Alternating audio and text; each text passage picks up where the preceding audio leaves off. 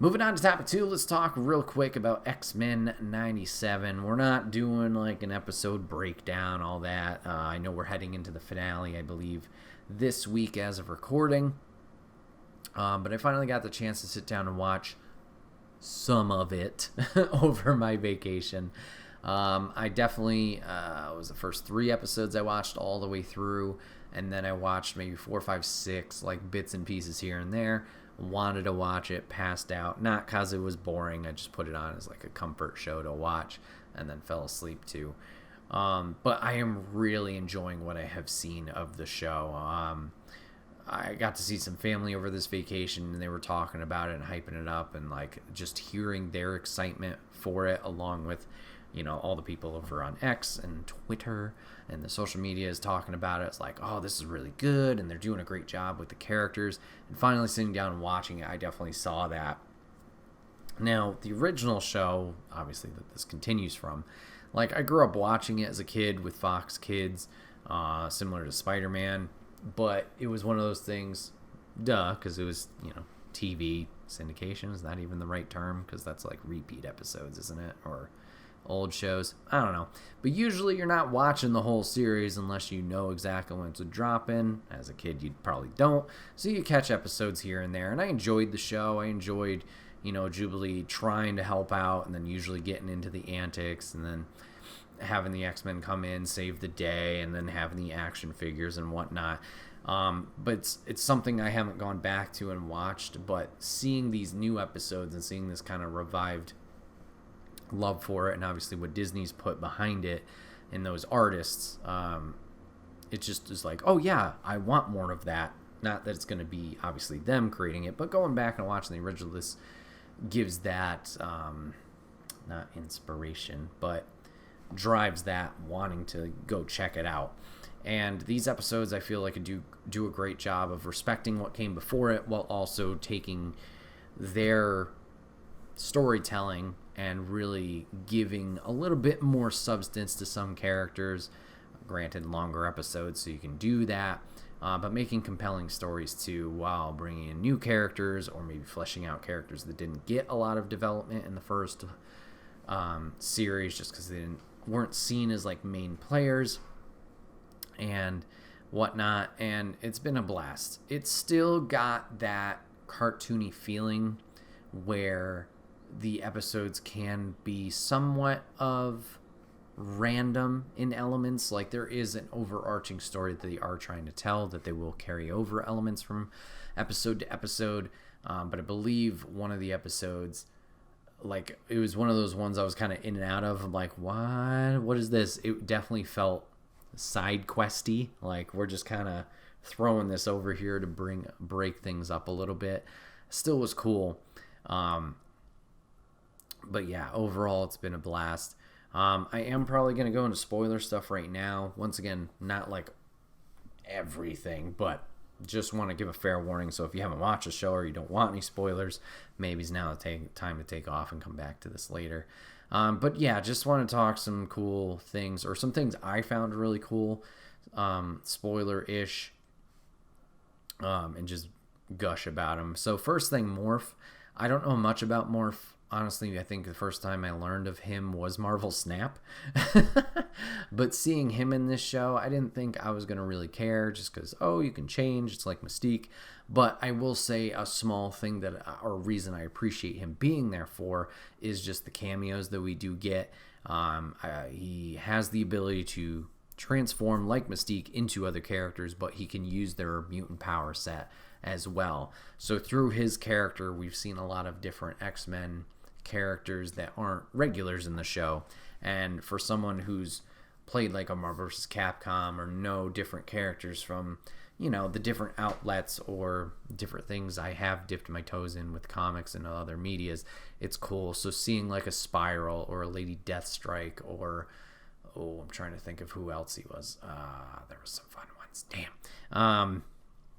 But seeing the different cameos there has been fun, of just like, oh, cool. You know, you get to see them even if they're not, once again, in the show all that often. I think he was Sabretooth at one point too, taunting Wolverine.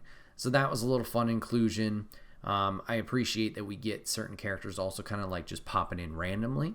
I know not an X-Men, but Captain America showing up and later down the line in the episodes.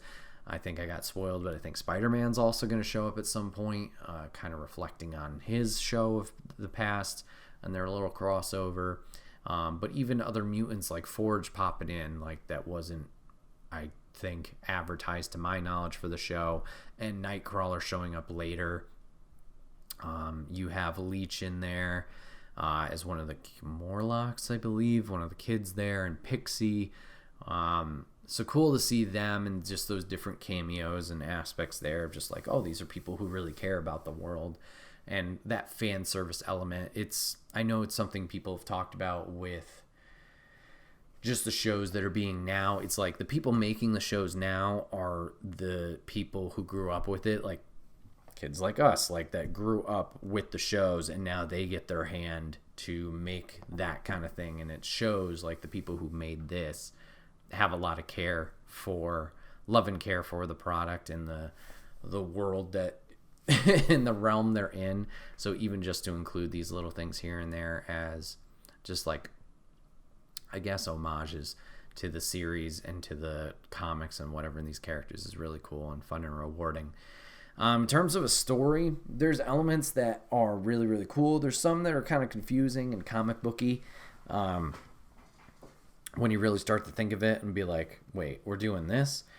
So we open up, or the main kind of story that they're following is that Professor X, Xavier, was killed by an assassin, so he's no longer around, and it's like, what are the X-Men doing after his death? And Cyclops puts a lot on his shoulders of like trying to be that new leader or trying to figure out how the X-Men can go forward. And you learn how other people are dealing with that, while also a new twist comes into it with the mansion and the school. You see the team work very well together. You get to see some cool choreography and artistry there with the 2D animators. But at the end of the first episode, it's revealed that Charles has given pretty much all of his stuff to Magneto. And we know, obviously, they clash years and years. But Magneto seems to be trying to redeem himself for his friend. And we see this journey that Magneto's going on of like trying to prove Charles right and move forward with a more progressive thinking instead of just lashing out and going after mankind, I guess you could say. So that's been an interesting element that they play around with, and like the different power dynamics and struggles with, obviously, do we trust Magneto, and Rogue's history with Magneto, and like they kind of revisit that, making a weird struggle between Rogue, Gambit, and Magneto himself, and then regaining trust with humans, even though they built it, but then they have him come in. A lot of it focuses on the Sentinels, taking those down, so the machines that are hunting down mutants and trying to eradicate them, or make them extinct. And then, yeah, there's points, like I said, it goes into the cartoony hokiness where some storylines are just like kind of thrown in there. For example, Scott and Jean's pregnant, and they have their son, but then at the end of the episode, like, another Jean Grey walks in, and you're like, what? Turns out it's a clone, and then you're like, wait, Scott, you had the baby with the clone. How long was the real Jean gone? And there's that whole drama thing. There was an episode where Sunspot, which another cool cameo character who pops up here and there, and Jubilee get like caught in Mojo World and like a virtual reality.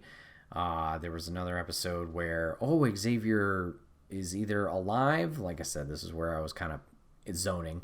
He's either alive or it's an alternate universe, but it's him up in space with the Kree, and you see Ronan in there, and I think he's with the Shi'ar, rather, is the group he's with like gladiator fighting, and the relationship Xavier has with some space lady, and it's a whole drama curve there, and it's like, what?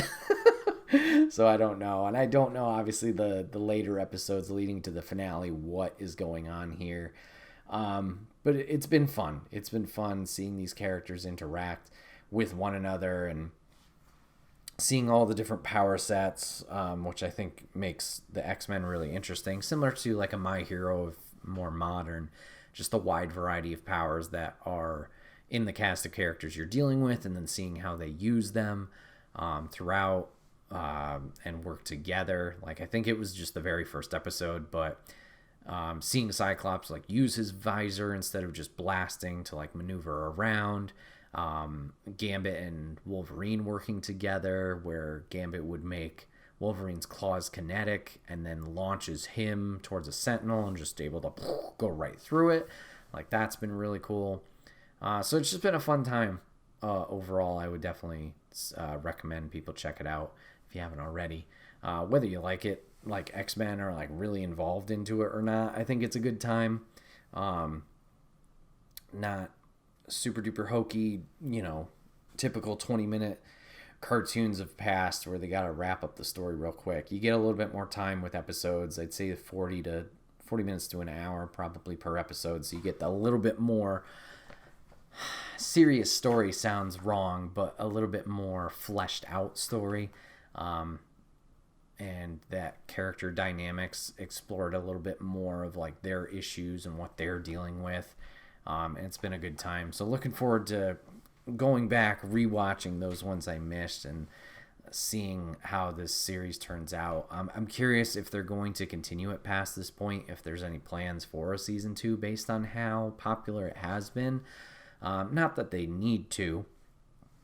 Just curious if that's something they looked into, or if they'll just say, nope, this was a fun project, we're good with one season, and just kind of hit that nostalgia button for a lot of people and leave it where it is, which would be fine. You don't want to force anything. And then, yeah, it just kind of gives me higher hopes for, I know they're doing an animated Spider-Man series, which is a new one, but I think I don't know if it's our MCU Spider-Man in his high school days, or if it's going to just be another fun take of like, I guess you could just, everything's the multiverse now, but like just a separate thing of like Peter in high school with the powers. How did he deal with things? Whatever. But it gives me hope for that. And the stories there. I know What If was a little bit hit or miss for people, but it's cool to see the animation team dive into this and flesh out these stories or make something really interesting and compelling with those.